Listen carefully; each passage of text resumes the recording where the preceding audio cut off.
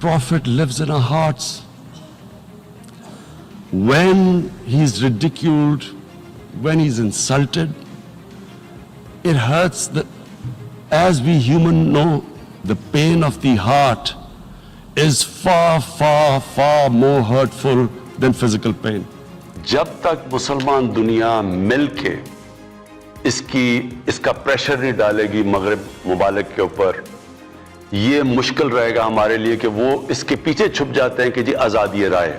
It is a failure of the OIC that we have not been able to explain to the Western countries that the love and affection that we feel for our holy prophet. मुझे फख्र है इसका कि पाकिस्तान सबसे ज्यादा उसने इस चीज को उठाया है. I call on the Secretary General to convene a global dialogue on countering the rise of Islamophobia. कि मेरा जो नौजवान है पाकिस्तान का, मैं सिर्फ ये चाहता हूं उनका नंबर 1 रोल मॉडल मेरे नबी सल्लल्लाहु अलैहि वसल्लम बन जाए. Bismillahirrahmanirrahim. Assalamu alaikum and welcome to this special edition of Newsroom, in which we're going to talk about Islamophobia, how it has engulfed the entire world and how Pakistan is endeavoring to combat this menace, whether it be at the forum of the United Nations, at the forum of the OIC or other different fora, whether it be talking to their counterparts in different countries across the world, including in the West. Our government and our leaders have been endeavoring to scourge this menace of the face of the earth. Although it's a difficult endeavor, nevertheless, the steps are being taken in the right direction. One of the steps that Pakistan had been pushing for has finally been accepted in the wake of this United Nations resolution on Islamophobia that has recently been adopted by the United Nations. This resolution was, of course, cherry-picked by Pakistan and put forward in the United Nations.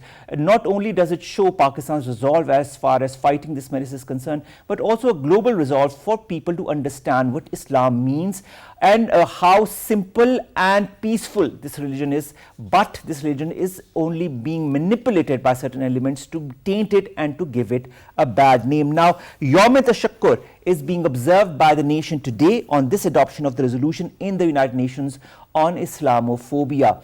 It is a very important measure, and there have been many important measures by Pakistan taken in the past as well, whether it be our Prime Minister talking at the different fora at the United Nations General Assembly twice, where he talked about Islamophobia, whether it be at the OIC, whether it be at the special session of the OIC Council of Foreign Ministers that was held in December, or whether it be also in the upcoming foreign ministers meet of the OIC member states that is going to be held in a few short days' time. Pakistan will continue to tell the world how important is it to understand Islam, to understand Muslims, and also to differentiate between those segments that forge peace amongst themselves and those who are trying to create havoc in different parts of the world, especially tainting Muslims as a bad religion or as a bad race. More in the following report. In a world marred by xenophobic and far-right political doctrines, emergence of Islamophobia depicts most dangerous phenomenon of contemporary world. Islamophobia comprises faith-based hatred, prejudice, contempt, racism, and stereotypes such that these factors instigate hostile attitude towards Muslim community. Pakistan has been proactively urging the Muslim leaders to join hands and jointly counter this contemporary scourge, so global leaders are now voicing their concerns about escalating religion-based hatred. Prime Minister Khan not only vociferously voiced dangers of Islamophobia at global summits, but also wrote letters to the leaders of Muslim-majority countries urging them to act collectively to counter growing Islamophobia in non-Muslim states. There are 1.3 billion Muslims in this world. There are millions of Muslims living in other countries, European countries, and the US as minorities. Islamophobia since 9/11 has grown at a pace where it is alarming. Human communities live together. There should be understanding amongst them. But Islamophobia is creating a division. Muslim women wearing hijab, it's become an issue. It's become an issue in some countries. hijab is some sort of a weapon. A woman can take off her clothes in countries, but she can't put on more clothes. How is this happening? Because of Islamophobia. It was Pakistan's audacious stand against Islamophobia that led United Nations General Assembly to approve a resolution setting 15th of March as the International Day to combat Islamophobia. In its bid to counter rising tide of Islamophobia, the resolution was introduced by Pakistan on behalf of the Organization of Islamic Cooperation and was adopted by consensus by the 193-member world body. Eulogizing this spectacular milestone, Premier Imran Khan extended congratulations to Muslim world and hailed the UN for recognizing this grave challenge confronting the world. The nation is observing Yom e-Tashakur today as Pakistan's tenacious leadership globally crystallized this triumphant feat. The unflinching efforts of Pakistan to tackle Islamophobia bolster the country's pivotal position in the Islamic world. Since marginalization of any community leads to radicalization, so it's imperative to jointly combat hate speech and far-right rhetoric, which is fueling fire of faith-based discrimination. In a word, Now to discuss more about Islamophobia, the effects it has had on the international arena in Pakistan and Pakistan's endeavors to fight this scourge, we've been joined by different guests in the studio as well as online. Let me introduce you those who have joined me in the studios. On my very right is Najma Minhas Editor. She's the editor, Global Village Space. Thank you very much, Najma, to have joined us. Next to Najma is Mufti Imran Sandhu Sahab. He's a religious scholar. Imran Sahab, thank you very much to have joined us. And online, ladies and gentlemen, we've been joined by two other guests. The first is Jamil Ahmad Khan Saab, former ambassador, regular at our shows. Thank you very much, Ambassador Saab, to have joined us. And Hamid Khan Al-Mushtiki Saab, also a very regular guest on our shows. Hamid, thank you very much to have joined us as well. We'll begin with our guests in the studio and, of course, with Najma. Najma, when you look at the definitions of Islamophobia, and there are various definitions, but the one thing that everything has in common is the fear of religion, the fear of Muslims. Why is that so? Why has this fear been inculcated within the different sects and religions and races across the world? Okay, I'll start from 9/11. Of course, Islamophobia existed well before that. We know that, for example, there was a huge amount of racism, especially in the UK and Europe and so on. But really it reached a peak after 9/11. And 9/11, as we know, was when 19 terrorists attacked various buildings around the United States. After that, we had this whole phenomena of Islamophobia when George Bush went into Afghanistan and started bombing there to get rid of Osama bin Laden. I think that's really where it started getting highlighted, where people become afraid of the religion because everybody in America and the West was told that it's Muslims who've done this. It's Islam that is responsible for this. These people don't like our way of life. They don't like our freedom. They don't like our independence. And they're against us. I think that is the starting point of the kind of Islamophobia that we see now. And it's really gone to much higher levels since then. All right. Imran, when you look at this Islamophobia from a philosophical or a religious point of view, our religion, Islam, is a religion of peace. It is nothing more than that. B, it's a very simple religion. But we have had elements who have been trying to manipulate the West or other religions into thinking that Islam is but a religion of peace, Islam is but a simple religion. To which extent and why has that been happening? Bismillahir Rahmanir Rahim. Actually, Islam in its own reality is a system that we claim has been inspired by the God himself. So if God has inspired Islam to the humanity, this means necessarily that if somebody submits to Islam, he is not going to be against the humanity. Because if God has created all this humanity and all the systems of this universe from the skies, from the heavens to the earth for humanity, so how come Islam could be against the humanity? Rather, Islam has given a vision for the humanity for its greater good. And Islam says that if you are going to be a good human being in this world, then only can you get the good results in the hereafter. So and then the second thing that Islam tells is it gives you a choice.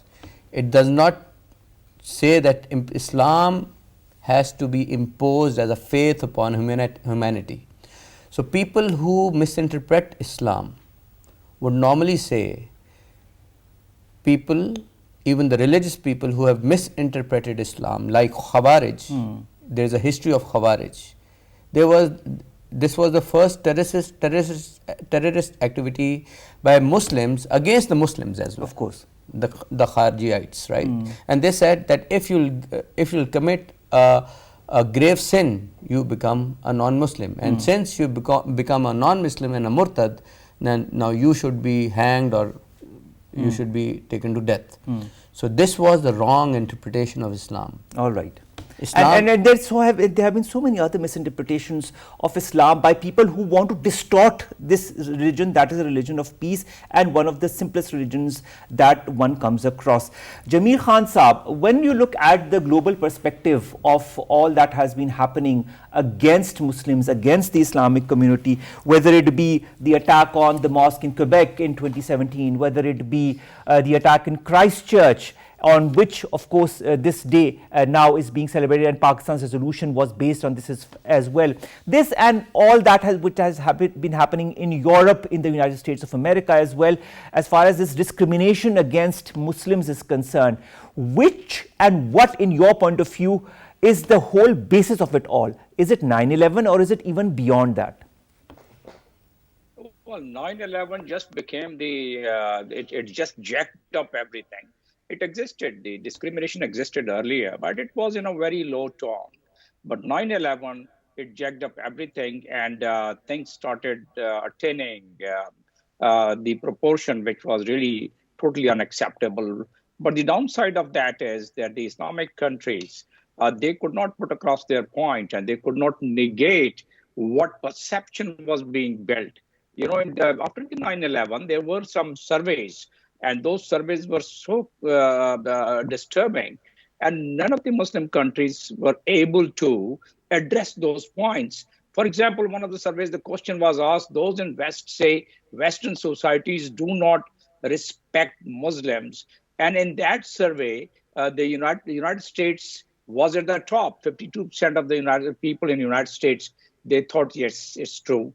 And then likewise, followed by UK and Germany and France and other countries. So there were a whole lot of so many surveys.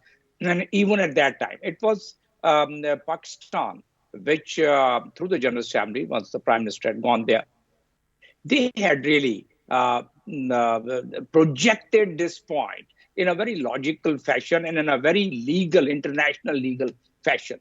Now, what Prime Minister said was the human communities, they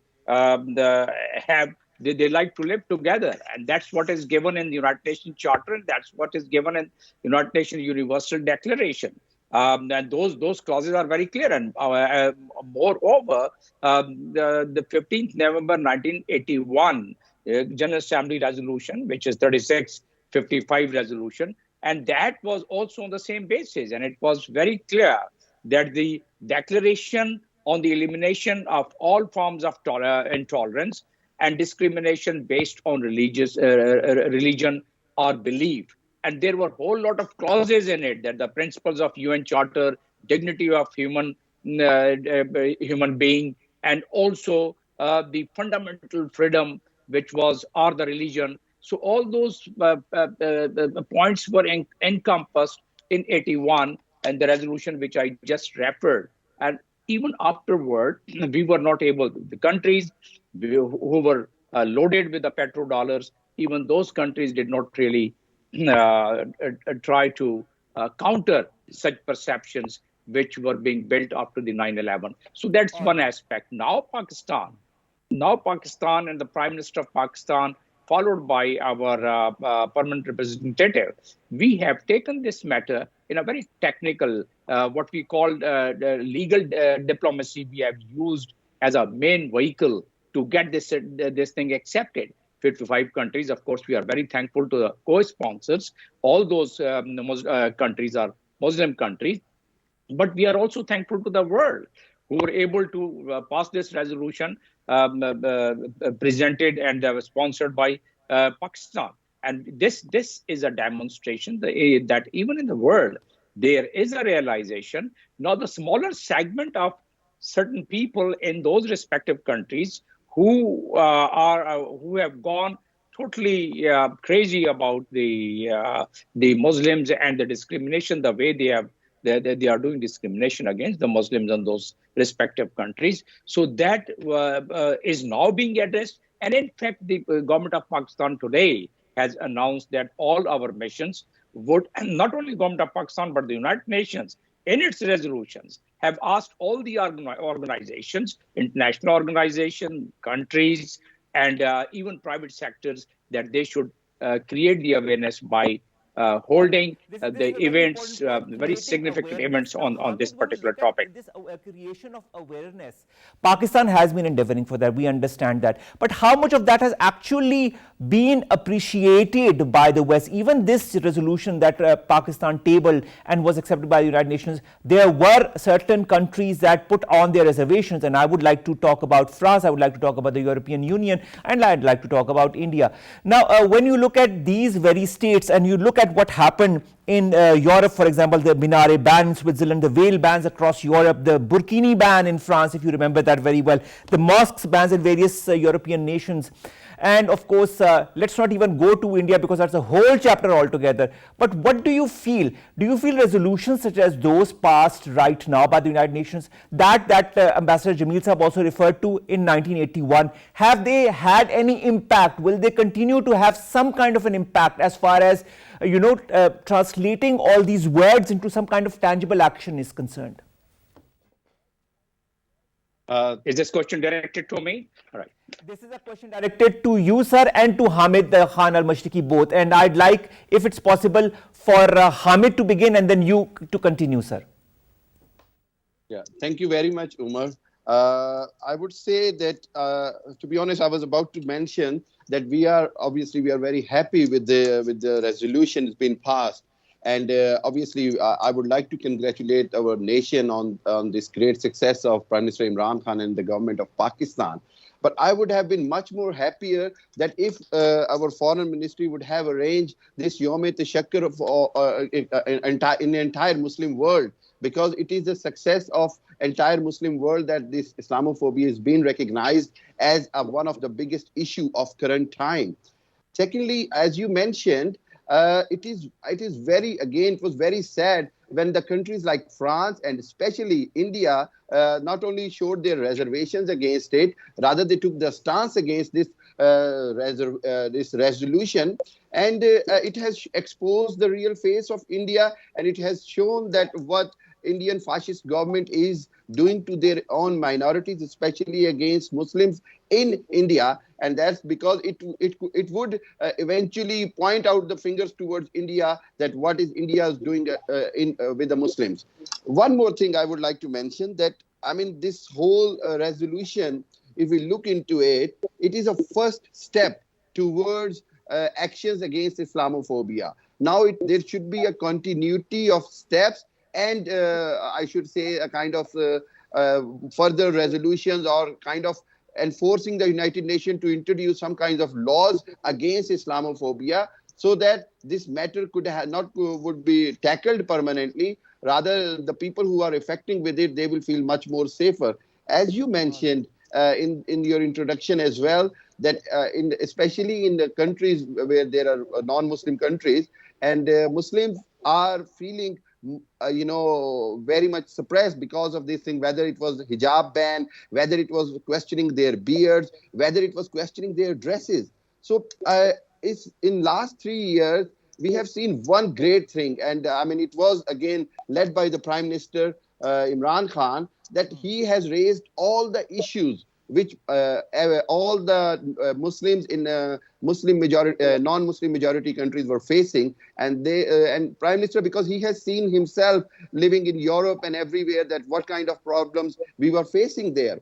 Now, if you like to understand, there is one thing which I always say, that our foreign ministry, our embassies, and other Muslim countries, especially Turkey, Saudi Arabia, Iran, Malaysia, and other countries, they have to come forward as well. They have to own this resolution in terms of within their own countries, and in terms of within their in their embassies and in their high commissions, so that there would be a joint effort from the Muslim world to fight against Islamophobia. And it will not only be great for the Muslims, it will be great for the peace of the world. Ambassador Jamil Saab, Ambassador Saab, as far as Pakistani diplomacy across the world is concerned, and of course whether it be the efforts to fight Islamophobia or also on other important issues that plague the Islamic world, Pakistan has always been on the forefront. I'd like to you to extend what Hamid has also been saying by your point of view, and also give us an overview of how the Pakistani missions abroad have been working in that respect. No, I think we need to really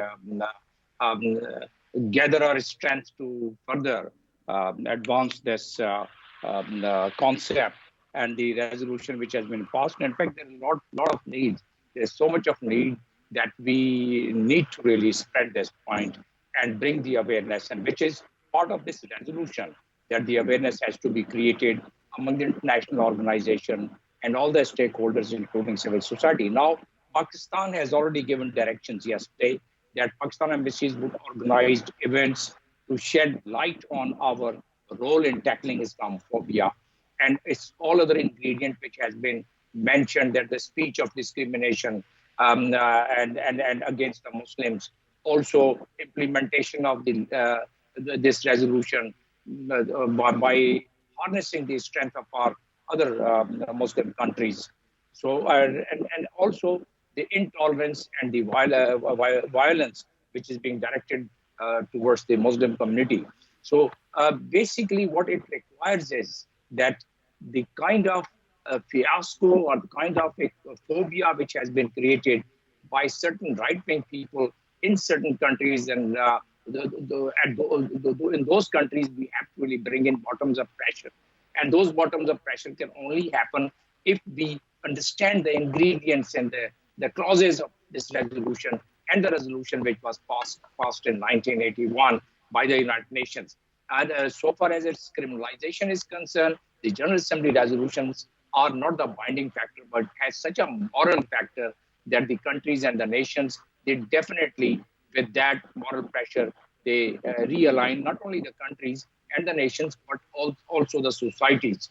And from that factor, the Pakistani mission, your question again about the Pakistani mission has to take a lead role. Like, for example, all the OIC countries in whatever locations our embassies are located, I think Pakistan being a pattern member of the OIC and a very vibrant member of the OIC, our Pakistani ambassadors can take a lead, and in coordination and collaboration with other ambassadors in those respective countries can really generate a lot of awareness in those respective countries. With that, our Pakistani ambassadors... Extremely important, and I think we need to move as aggressively and as much as possible in the least amount of time. We need to do as much as possible to not only inform the world of resolutions such as these, but also the implication of these resolutions in different forms and manifestations. Najma, when it comes to the different sorts of Islamophobia, there are, we talked about the definition when it calls of fear, but there are also different types of Islamophobia that have been described by different analysts.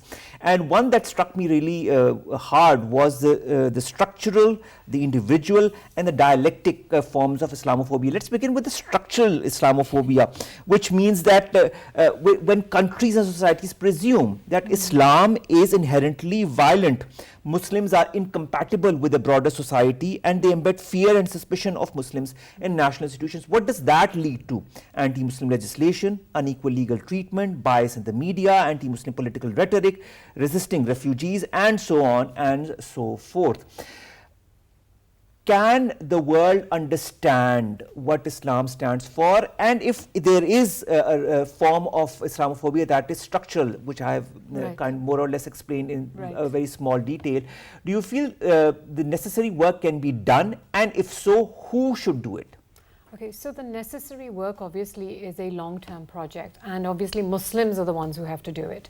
But if I look at the structural forms, I mean, if you recently, last year I think it was, Congress representative Ilan Omar, who is a, I think she's Somalian. I think she's a Somalian origin Muslim.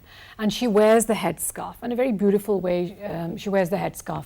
Nothing very overtly threatening to anybody. But another congresswoman from Colorado, a white state, Midwest, United States, got into the lift with her and claims that she said that thank God she's not wearing a backpack. So what does this mean? I mean, this means that stereotypical images of Islam have become perpetuated. The same image, for example, and especially the image of backpacks, started in the UK after the 7/7 London attack. That's where you saw 6-7 young Asian men wearing backpacks who blew them up around the city. So this image became very strongly associated with Muslims, and therefore any Muslim boy who is wearing a hoodie, who has a backpack, is under much more observation than a normal person. I mean, the only way to get beyond this is for Muslims to keep explaining what Islam is, for these kind of terrorist activities not to occur on the basis of Islam. I mean, this is the only way. But then we have to realize it's not just Muslims. It's actually a number of factors. And I don't want to become a conspiracy theorist or anything. But, you know, the reality is your international relation politics, your great game theory politics, all of it requires, you know, what Samuel Huntington put down as an other. Right? So you had to justify your role in the world. How do you justify it? You create an other. So Islam has played a very important part in uniting the Western world against an other for the last 20 years. Maybe we're moving on from that. It feels maybe slightly we are moving on. Maybe Russia's coming to hold that accolade now, or maybe China's taking over. But I think Islam also had that role to play. So it's not just Muslims to blame in this thing, and especially in terms of the structural problems that societies then face, right? So when you constantly show on media that Muslims are doing this, then everybody is frightened. And I'll share with you a personal story. After 7/7 happened, I'm from the United Kingdom. I've lived there all my life. I'm a Pakistani. When 7/7 happened, I was in the United Kingdom. Coincidentally, when 9/11 happened, I was also in the United States. Straight after 7/7 happened, I remember personally, I walked into a Gap store. And I remember there was a Muslim boy with a beard standing at the door. And I'm giving you my true reaction. For a second, I was taken back. And I thought, and then I caught myself doing it, and I realized, oh my God, you know, I felt that way because of what the media had been telling me. So a normal human being, a normal Muslim, is also starting to feel frightened. Of course, it was very new at the time. It was straight after 7/7. But everybody was affected by it. But everybody was affected by it, right? So media plays a huge part in this. So we very much need our Muslim people who promote harmony, on religious harmony, to be on the screens, not necessarily all looking like what the expectation of a Muslim person should be, but everybody to come on the screens, whether it's you, Khalid, whether it's myself, whether it's Ambassador, whether it's Imran, Sandhu. I think we can all play a huge part. All right. Imran, Sandhu Saab, coming to you, when you look at legislation that has been put forward as far as Muslims are concerned, something that is straightforwardly a bias towards Muslims and their Islam as a religion, when you see the different kinds of bias in the media, as has also been mentioned by Najma, everybody gets affected, you know, when it comes to especially media, especially legislation. You, for a second, if you even don't allow it to happen, it subconsciously creeps into your personality. This is also something that our religion has always taught, that you need to follow simple guidelines, and you need to understand and you need to portray yourself as you are, a simple human being, and not go, come into complexities that certain people push you towards. Imran Saab, when it comes to such legislation, such bias, how should normal Muslims, or maybe people who are preaching and teaching Islam in its simplest of forms, should move forward, and how can we counter these different kinds of biases that exist? Wow, what a difficult question it is. You know, the most spiritual and most difficult question are being posed to me always, and they pertain to humanity, right? So, you know, Islam has a value system, and West has a value system. These value systems, they exist, they need to learn to coexist. Very good point. the value systems, if they are rightly formed, and they'll have then synergies. If the value systems start reacting to each other instead of synergizing with each other, it will never ever happen that the system is going to not get unbiased. So whenever you create a value system, you have to be very, very careful. For example, our value system is inspired from Quran and Sunnah, and it is enshrined into our constitution. This makes our value system. And then the synergies around those value system, like the departments, the people, the society, they come into harmony with each other. So luckily we've got a very, very good value system that has already been created in the United Nations. When the United Nations, the Assembly of United Nations, works on its value system, it should be inclusive. If Muslims are included in that value system, and then that value system is embedded upon on every nation equally, not like G7 or G9, grade 7 and grade 9 can when they if they literally pose to other nations to go in hibernation, so that then that value system can become I would say biased or discriminated. So what we need to do is, at the highest level of the human organization, the United Nations organization, we should work. I would not say use the word aggressively or offensively, I would say proactively. All right. So if we work proactively with the people, with the nations that come over there, and the Muslim nations, for example, I could give an idea. The Organization of Islamic Countries, they should work together in United Nations as a committee or as a lobby to work with other nations to make this value system more I would say robust and more flexible towards each other, towards the humanity, and this is how we can tackle the biases and discrimination to not enter into political systems. All right. Ambassador Jamil Saab, when it comes to the policing or the different biases that exist, and we've been talking about that with our guests in the studio, do you feel that resolutions such as those passed in 1981 or those recently passed now on the 15th by the United Nations, of course, that was given by Pakistan, do you feel that implementation of those could change these biases? And if so, do you feel that the countries that are part of the United Nations, even those who have reservations about such such policies, and do you feel they will move forward in making their people understand what the truth is? Well, there has to be some vehicle, some medium to really make them understand. If they are having a pressure of their right wing, and those people who are propelling this Islamophobia in the respective countries, then it becomes very hard for their lawmakers and the decision makers to criminalize their acts or to punish them properly. Most of the countries, they do have the criminal liabilities of the acts which is being done by the right wings, particularly once it comes to using violence against the Muslims in those society on the basis of Islamophobia. So yes, there are prosecution in those countries, but unless that prosecution takes place with a wide range awareness and with awareness on the kind and on the grounds, which has been enunciated in both these resolutions, 1981 resolution and the resolution which passed just recently, which we are discussing. And of course, Pakistan had the flagship role in it.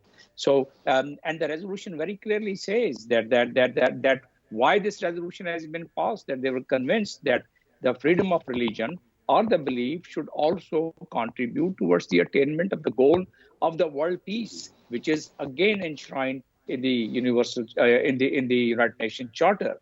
And the racial discrimination should not be there. So your question that how to really implement that, the implementation on the General Assembly resolutions, as I said, that they are not the implementing tool, but they bring so much of moral pressure and the awareness among the society. And once it is read in conjunction with the Universal Charter and the United Nations Charter, along with other conventions on such subjects, then it mounts legal pressure on those respective countries, because there are mechanisms that affected countries affected groups such as OIC can then, as a collective platform, can take it up with the General Assembly, and General Assemblies can also pass a resolution to make it a agenda point for the Security Council. So that's the legal framework, the way it works. But my understanding is that all such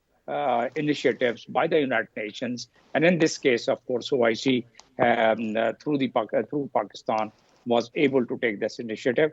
And it is only possible that we augment through the media, through academia, through universities, through scholars, and maximum engagement in those respective studies. All our missions of all the Muslim countries, they should try and facilitate respective communities, and integrated seminars, symposium, integrated program, and that definitely brings so much of media coverage, so much of awareness that those right-wing people who are taking law into their own hands in those respective countries, they can then be pressurized and they can start understanding about the issue. Now, the problem is that particularly after 9/11, the Muslim communities in most part of the world, they started shrinking to their comfort zone, the areas of their comfort zone, and their integration with those respective societies of the West that started further diminishing, and that is causing another difficulty. So we'll have to really create a platform and the environment for our community, Muslim communities living in all those countries as part of, as a citizens of those countries, to feel comfortable to integrate. And that is possible if the respective Muslim countries, they are able to provide them that environment and create that awareness among those respective societies. All right. Hamid Khan Al-Mushtaki, when it comes to the implementation, when it comes to the application of all the laws that are put forward by important organizations such as United Nations, and I'd like to refer to this recent that has been promulgated by the United Nations on Islamophobia. How difficult is the application in real life, and how much do you feel is the willingness, A, amongst the non-Muslim states, and B, amongst the Muslim countries themselves, in order to apply this or look forward to the right mechanisms so that these rules and regulations are applied in real life in different sects of the society, whether it be through education, whether it be through media? Thank you. Omar, before answering to your question, I would like to just tell that I can relate myself to Najma's story for 7/7 as well. I was there as well, and will you believe it, the day this thing happened, the same day I was used to work for a small project in Heathrow Airport, and same day they changed the entire process of clearing myself, having a Pakistani passport at that time and being Muslim. So yes, I can relate myself that we did suffer because of that thing. And the thing I just always, if we want to handle it, we need to understand, as you mentioned, that it was a structural Islamophobia. And the reason, as my, being PhD in propaganda, it was all based on white propaganda, where the propaganda against Islamophobia was based and was spreaded by the state, by the government, whether Boris Johnson was calling women in hijab as a letterbox, whether they were called as bin bags, whether it was discriminated by Austrian Prime Minister, whether it was discriminated by Indian Prime Minister. So because of this white propaganda, it has the worst damage and effects on the Muslim, entire the world. And now if you look into it, that how can the further laws can be implemented, there is only one way, and that is the willingness of all these non-Muslim states, that yes, they need to understand that their policy or propaganda against Islam and causing the Islamophobia has been failed. It is the thing which they need to realize, and only Muslim countries can make them realize. Pakistan is doing a lot, but still much more need to be done. And similarly with OIC and other Muslim platforms, where they have to have a proper campaigns in Muslim countries and in non-Muslim countries to make them realize that this environment of fear is actually caused so much damage to the entire humanity that, I mean, if you look into pre-1970s, because Islamophobia word was used first time in 1976 by a British writer. So if you look into the entire situation, now there is only one mechanism which must be adopted, and that is to make the world realize that all the propaganda and perception and narrative building against Islamophobia has been failed. I'd like to correct you here. The Islamophobia, the whole texture of it was first used in 1910 by French intellectuals during the colonization of West Africa, a Muslim majority region. In the book L'Orient Vue de l'Occident, the authors use Islamophobie or Islamophobia in French to designate the deliberate perversion of Islam in the hope of bringing Islam down once and for all. So I just wanted to kind of correct you as far as... No, thank you. Because I read it in a 1976 reference, so I was thinking it as the first reference. Thank you for correcting me. No problem. So I would say, no.